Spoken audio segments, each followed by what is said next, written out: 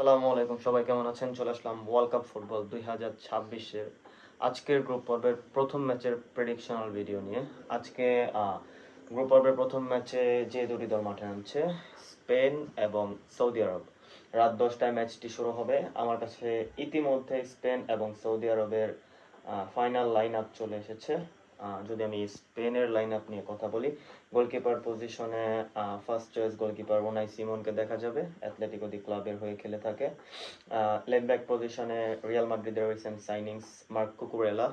Right back পজিশনে Tottenham হটস্পার্সের Pedro Porro, এবং সেন্টার ব্যাক ডুও হিসেবে থাকছে আইমেরিক লাপোর্ত এবং পাও কুবার্সি। স্পেন নিয়ে মিডফিল্ড নিয়ে স্পেন বরাবরের মতোই খুবই স্ট্রং কন্টেন্ডার ছিল এই ওয়ার্ল্ড কাপে। সেখানে রদ্রি এবং পেদ্রি এই দুইজনের ডুও হিসেবে দেখা যাবে সেন্ট্রাল মিডফিল্ডে, এবং অ্যাটাকিং মিডফিল্ড পজিশনে ড্যানি অলমোকে দেখা যাচ্ছে। লেফট উইং পজিশনে অ্যালেক্স বায়ানাকে নেওয়া হয়েছে আজকের ম্যাচে। রাইট উইং পজিশনে লামিন ইয়ামাল বরাবরের মতো, এবং সেন্টার ফরওয়ার্ড হিসেবে মিকেল অরিয়াজাবাল স্পেন টিমে আজকে ফরওয়ার্ড লাইনের নেতৃত্ব দিবেন।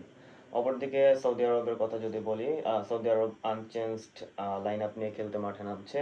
লাস্ট ম্যাচ সৌদি আরব উরুগুয়ের সঙ্গে 1-1 গোলে ম্যাচটি ড্র করে।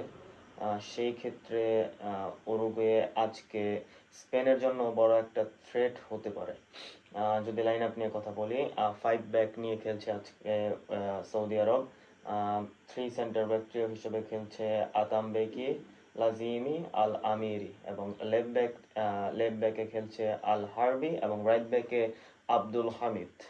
মিডফিল্ডে 3জন প্লেয়ারকে আজকে চুজ করা হয়েছে, আল দাউসারি, আল খাওবরি, আল জুয়ায়ের, এবং সেন্টার ফরওয়ার্ড হিসেবে 2জন প্লেয়ার খেলছে, বুকারাইন এবং সুলেমান আল দাউসারি। যদি হেড টু হেড নিয়ে কথা বলি স্পেন এবং সৌদি আরবের, স্পেন এবং সৌদি আরব 3টি ম্যাচ একে অপরের বিপক্ষে খেলেছে, যার মধ্যে 100% উইন পার্সেন্টেজ নিয়ে স্পেন 3টি ম্যাচ জিতেছে। 9-2 ব্যবধানে স্পেনের গোল সংখ্যা।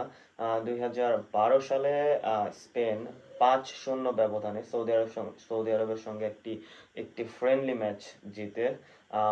29 মে 2010 সালে স্পেন সৌদি আরবের আরও একটি ফ্রেন্ডলি ম্যাচ, সেখানে স্পেন 3-2 গোলে সৌদি আরবের বিপক্ষে ম্যাচটি জিতে নেয়।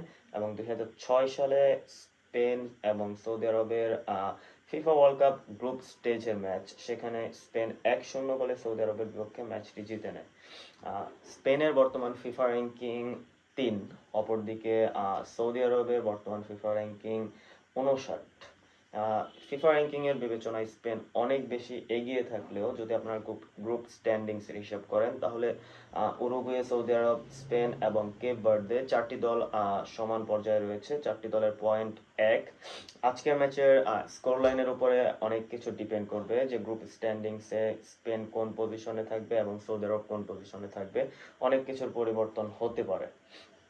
আর যদি স্পেনের বর্তমান স্কোয়াড নিয়ে কথা বলি, অনেকে হয়তো স্পেন যারা সমর্থক তারা হতাশ হয়েছেন কেপ ভার্দের সঙ্গে স্পেনের প্রথম ম্যাচটি ড্র হওয়ার ক্ষেত্রে।